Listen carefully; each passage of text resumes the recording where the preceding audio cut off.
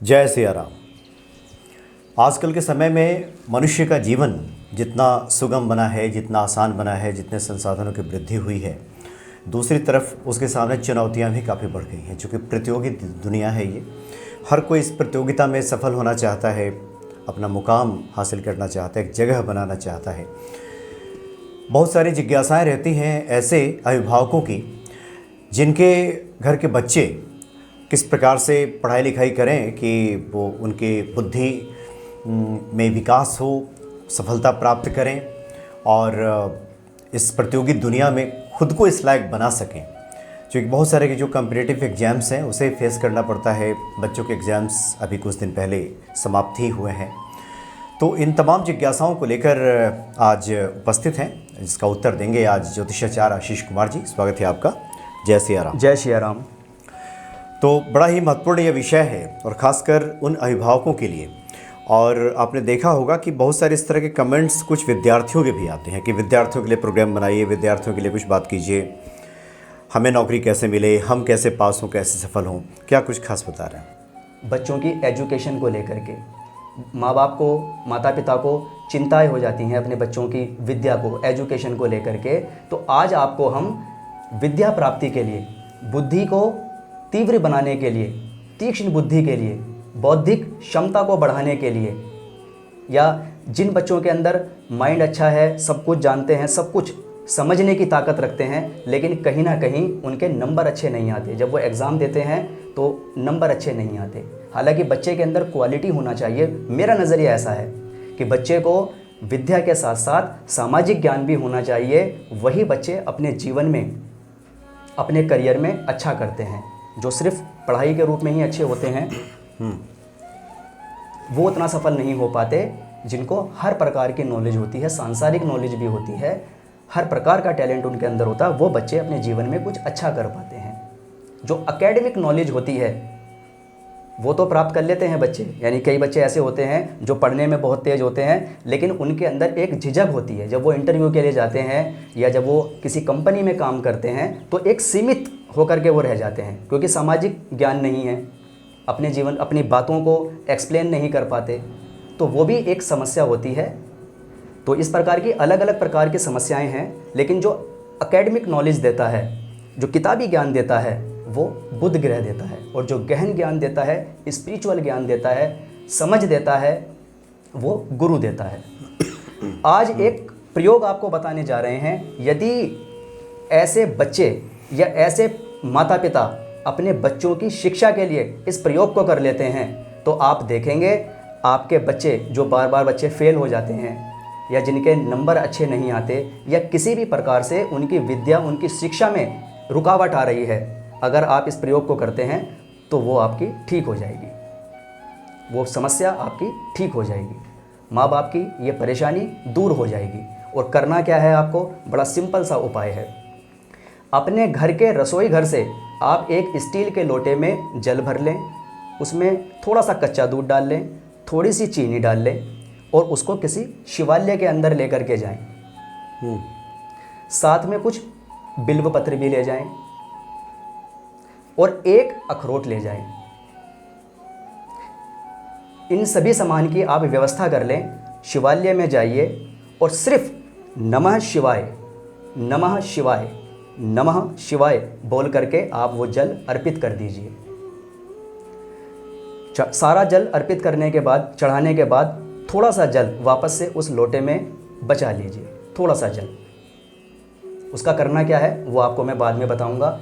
उसके बाद 5 बिल्व पत्र जो आप लेके गए हैं, मैंने बताया नहीं है लेकिन दोबारा बता देता हूँ, 5 बेल पत्र आपको लेने हैं, एक अखरोट। जल चढ़ाने के बाद में उन 5 बेल पत्र को आपको चक्र के रूप में शिवलिंग के ऊपर रखना है। थोड़ा बड़ा शिवलिंग देख लीजिए अपने आसपास, जिसके ऊपर अगर आप 1 2 3 4 5 ऐसे चारों तरफ फैला करके एक चक्र के रूप में आप उन बिल्व पत्र को सुव्यवस्थित कर दीजिए, चढ़ा दीजिए, अर्पित कर दीजिए। और वो जो आप अखरोट लेकर के गए हैं, उस अखरोट को आप शिवलिंग के ऊपर उन पत्तियों के, बिल्व पत्र के बीच में मध्य भाग के अंदर रख दीजिए। अब देखिए अखरोट क्यों चढ़ाया जा रहा है, क्यों चढ़ाया जाता है। यदि आप अखरोट को खोल करके निकाल करके उसकी गिरी को देखेंगे तो जैसे हमारा ब्रेन का, हमारा दिमाग का जो फिगर होती है, दिमाग के जो रचना होती है, उसी प्रकार की उसके अंदर से गिरी निकलती है। जैसे हमारे दिमाग की रचना होती है उसी प्रकार से अखरोट की गिरी को देखेंगे तो वो हमारे दिमाग की तरह लगता है। अच्छा। यदि आप इस प्रकार से पत्तियों के को चारों तरफ लगा करके और बीच में आप एक अखरोट रख देते हैं और फिर जो वो बचा हुआ जल है, आपने पत्तियां लगा दी चारों तरफ, अखरोट रख दीजिए। उसके बाद में आप प्रार्थना कर लीजिए शंभुनाथ से, भोलेनाथ से कि आपको विद्या की प्राप्ति हो। यदि जो बच्चे फेल हो रहे हैं वो इस बार उत्तीर्ण हो जाए, आप ये प्रार्थना कीजिए। जिन बच्चों को आता सब कुछ है, बुद्धि बहुत तेज है लेकिन नंबर अच्छे नहीं आ रहे, वो अपनी उस रूप में प्रार्थना कर लीजिए। और वापस अपने घर आकर के जो वो लोटे में थोड़ा सा जल ले करके आप आए हैं, उसको बच्चे के स्टडी टेबल के पास में या जिस रूम में बच्चा पढ़ता है वहाँ आप उसको हल्का हल्का छींटा लगा दीजिए चारों तरफ। उस सारी नेगेटिव एनर्जी दूर हो जाएगी। बच्चे जब भी पढ़ें पूर्व दिशा की तरफ अपना मुख रख के, अपना फेस रख के, अब उनका जो फेस की डायरेक्शन है वो पूर्व दिशा की ओर होनी चाहिए। उनकी स्टडी टेबल के आसपास उस रूम में चारों तरफ अच्छे तरीके से उस जल के छींटे लगा दीजिए। आप देखेंगे बच्चों के मन में किसी भी प्रकार के बुरे विचार नहीं आएंगे। कोई वास्तु दोष यदि होगा जिसकी वजह से बच्चों की पढ़ाई में दिक्कत आ रही होगी वो दूर हो जाएगी, नेगेटिविटी दूर हो जाएगी, सुविचार बच्चे के मन के अंदर आएंगे और मन है उस स्थिति, कंसंट्रेशन उनका इतना अच्छा हो जाएगा कि जो ये विद्या प्राप्ति में उनको विलंब हो रहा है या किसी भी प्रकार की दिक्कत आ रही है, बच्चे फेल हो रहे हैं, नंबर अच्छे नहीं आ रहे हैं, ये समस्या से आपको मुक्ति मिल जाएगी।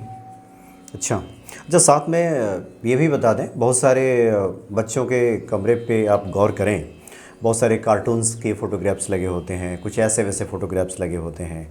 क्या इससे भी वास्तु दोष पैदा होता है क्या? कुछ ये भी ठीक करना चाहिए। आपने बड़ा अच्छा प्रश्न किया और इस प्रश्न के माध्यम से मैं आप सभी को ये बता देना चाहता हूँ कि आपने देखा होगा, जैसा हम बता रहे हैं मनोज जी, कि बच्चे अजीबोगरीब कार्टून या कुछ हॉरर टाइप की जो फिल्म हैं, पिक्चरें हैं, वो लगा देते हैं।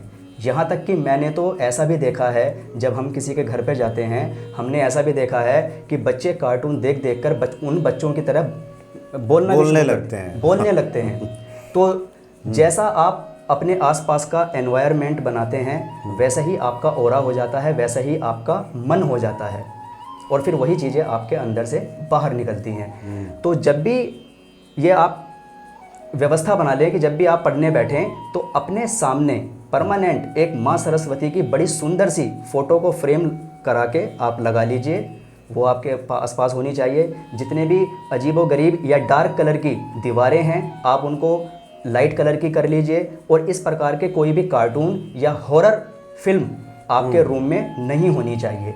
और बहुत ज़्यादा सामान भी बच्चों के कमरे में नहीं होना चाहिए। जो पढ़ने वाले बच्चे हैं उनके कमरे को आप बहुत सिंपल बना करके रखिए, बहुत लाइट कलर रखिए, लाइट क्रीम, येलो या वाइट कलर आप उनके कमरे का रखिए। बहुत ज़्यादा कंजेस्टेड या इधर उधर पड़ा हुआ सामान भी पढ़ने वाले बच्चों के रूम में अच्छा नहीं माना जाता, उससे भी वास्तु दोष होता है। एक सुंदर सी हनुमान जी की छोटी सी प्रतिमा रखिए अपने सामने। बल बुद्धि विद्या देहु मोहि हरहु कलेश विकार, उससे बच्चों को पराक्रम मिलेगा, कॉन्फिडेंस मिलेगा, बल मिलेगा, विद्या मिलेगी। और माँ सरस्वती जो ज्ञान की देवी है उनके बिल्कुल सामने पूर्व दिशा की तरफ, पूर्व दिशा वाली दीवार पर आप एक सुंदर फ्रेम करा करके प्रतिमा लगा दीजिए ताकि उनका आशीर्वाद बच्चों को मिलता रहे। बच्चा उनको देखेगा तो बुद्धि बढ़ेगी, ज्ञान बढ़ेगा, बच्चों के लिए अच्छा रहेगा। उसके बाद में ये तो हुआ एक प्रयोग। दूसरा प्रयोग, पढ़ने वाले बच्चे बड़ी ही आसानी से सुगमता से मिल जाता है, बहुत ही सस्ता रुद्राक्ष है, 4 मुखी रुद्राक्ष। जो बच्चे पढ़ने में कमज़ोर है, जिनकी बुद्धि कमज़ोर है, वो बच्चे अपने गले में या उनके माता पिता ऐसे बच्चे के गले में 4 मुखी रुद्राक्ष को बुधवार वाले दिन कच्चे दूध गंगा जल से शुद्ध करके अपनी मनोकामना बोल करके धूप दीप फूल अक्षत चढ़ा करके या उसको शिवलिंग के ऊपर रख दीजिए और जल अर्पित कर दीजिए शिवलिंग के ऊपर। और बच्चे की विद्या के लिए जो भी प्रार्थना है वो प्रार्थना बोल करके वहाँ से उठा करके लाल रंग के धागे में बच्चे के गले के अंदर डाल दीजिए। 4 मुखी रुद्राक्ष को धारण करने से भी बच्चे की विद्या में आ रही सभी प्रकार की रुकावटें दूर हो जाती हैं। ये 2 प्रयोग मैंने आपको बताए हैं। इन दोनों प्रयोग को जो बच्चे हैं जो खुद कर सकते हैं, बड़े बच्चे हैं वो प्रयोग में ले सकते हैं, और बच्चे छोटे हैं तो माता पिता के सहयोग से इन प्रयोग को पूरा करें और आप देखेंगे कि आपकी बुद्धि बहुत तीव्र हो जाएगी। सब कुछ आपको समझ में आने लगेगा। कंसंट्रेशन और कॉन्फिडेंस दोनों आपके अच्छे हो जाएंगे और विद्या में आ रही किसी भी प्रकार की आपके जीवन में रुकावट है उससे आपको मुक्ति मिल जाएगी। और जो बच्चे, जैसे मैंने बताया कि जो अच्छे हैं पढ़ाई में, तो वो भी इनको कर सकते हैं और अच्छा हो जाएगा। उनका मन शांत रहेगा, मन शुद्ध रहेगा, कंसंट्रेशन बनेगा और उनके लिए अच्छा हो जाएगा। जो अच्छे बच्चे हैं वो भी कर सकते हैं पढ़ाई में, उनका और अच्छा हो जाएगा। और जिनको समस्या आ रही है वो इन प्रयोग को करके अपने जीवन में आ रही विद्या में रुकावट को दूर कर सकते हैं। जी हाँ, तो नकारात्मकता जो बढ़ाने वाली चीज़ें उसको दूर कीजिए, क्योंकि बहुत सारी चीज़ें हमारे जीवन को प्रभावित करती हैं। निश्चित तौर पे बच्चों के अंदर जब अच्छी सोच डेवलप होगी तो उनका पढ़ाई में भी मन लगेगा। एक छोटी सी बात मैं और बताना चाहता हूँ, मेरे ध्यान में आ गई है तो मैं चाहता हूँ कि वो सब तक पहुँचाई जाए। जिन परिवार में बच्चे छोटे हैं, मेरा ये सभी माता पिता से, परिवार वालों से अनुरोध है कि उन बच्चों के सामने कभी भी लड़ाई झगड़ा या कोई नेगेटिव बात या छोटे छोटे जो झूठ परिवार के अंदर बोले जाते हैं कि फ़ोन आ रहा है और वो बोल रहे हैं कि मना कर दीजिए वो घर पर नहीं है। इस प्रकार के सुबह से शाम तक मैं देखता हूँ लोग छोटे छोटे इतने झूठ बोलते हैं जिसकी कोई हद नहीं है, और अपने बच्चों से चाहते हैं कि उनके बच्चे बहुत संस्कारी रहें, जीवन में बहुत उन्नति करें, बहुत अच्छा करें। तो आप ये भी ध्यान रखिए कि ये छोटे छोटे झूठ बोलना बंद कर दीजिए। अपने परिवार के अंदर छोटी छोटी बात के ऊपर आर्ग्यूमेंट्स, लड़ाई झगड़ा बंद कर दीजिए। आप अपने परिवार का माहौल अच्छा रखेंगे तो आपका घर ही राम मंदिर बन जाएगा, पॉजिटिविटी आ जाएगी, कभी ज़िंदगी में वास्तु दोष नहीं होगा, और अगर है आपके घर के अंदर तो वो इतना प्रभावशाली नहीं रहेगा, इतना प्रभावी नहीं रहेगा। आप सबसे पहले अपने घर से ही शुरुआत कीजिए, आप देखेंगे अपने आप आपके बच्चों के अंदर परिवर्तन आना शुरू हो जाएगा। ये छोटी छोटी सी बातें हैं, लेकिन यही छोटी छोटी सी चीज़ें जब हमारे जीवन में बहुत सारी हो जाती है तो उसका जो रिज़ल्ट आता है वो इसी प्रकार समस्याओं के घिराव की तरह आता है जिनके ऊपर हम बात करते हैं। लेकिन अगर आप इन छोटी छोटी बातों का ही ध्यान रखते हैं और साथ में उपाय करते हैं तो ज़्यादा अच्छा आपको रिजल्ट मिलता है।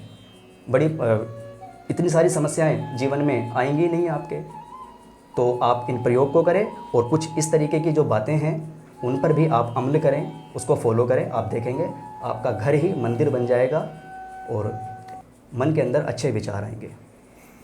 चलिए, बहुत बहुत धन्यवाद आपका। जय सिया राम। जय सिया राम। जय सिया राम।